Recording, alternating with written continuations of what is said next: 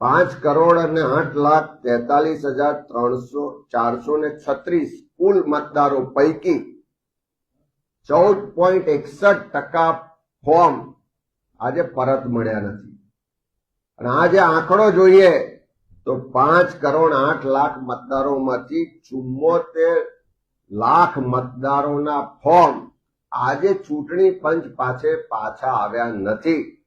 અને એમણે જે બ્રેકઅપ આપ્યું છે એનું કે આ પૈકી 18,03,050 મતદારો મૃતક છે, એટલે મૃત્યુ પામેલા છે, ઓળખ ના થઈ શકી હોય, એટલે ખબર નથી કે કોણ મતદાર છે, એનો કોઈ અતો પતો નથી મળતો. એવા 10,10,243 મતદારો છે.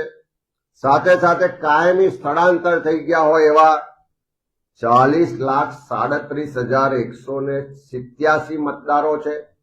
આ ત્રણેયનો સરવાળો કરીએ તો ફોર્મ નથી આવ્યા એવા શંકાના દાયરામાં હોય, ખોટા હોય, મૃત્યુ પામેલા હોય એવા કુલ મતદારો ગણીએ તો 74,29,285 મતદારો આજની તારીખે ચૂંટણી પંચ પોતે સ્વીકારે છે કે આ મતદારો ત્યાં હયાત નથી.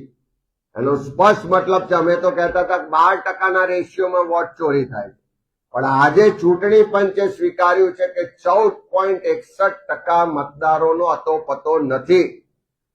એટલે આ જ રીતે જો જોઈએ તો 2002 થી અત્યાર સુધી જેટલી પણ ચૂંટણીઓ થઈ, આ 14%ના રેશિયોએ વોટ ચોરી ગુજરાતમાં થઈ રહી હતી. આટલા બધા મૃતક હોય, આટલા બધા આઈડેન્ટિફાઈડ ના થયેલા મતદારો હોય, આટલા બધા સ્થળાંતર થયેલા મતદારો હોય, એમ છતાં અત્યાર સુધી આ મતદાર યાદીમાં નામો ચાલ્યા, અત્યાર સુધી આ નામો પર ખોટા વોટ નખાયા, અત્યાર સુધી આ વોટોની ચોરી થઈ.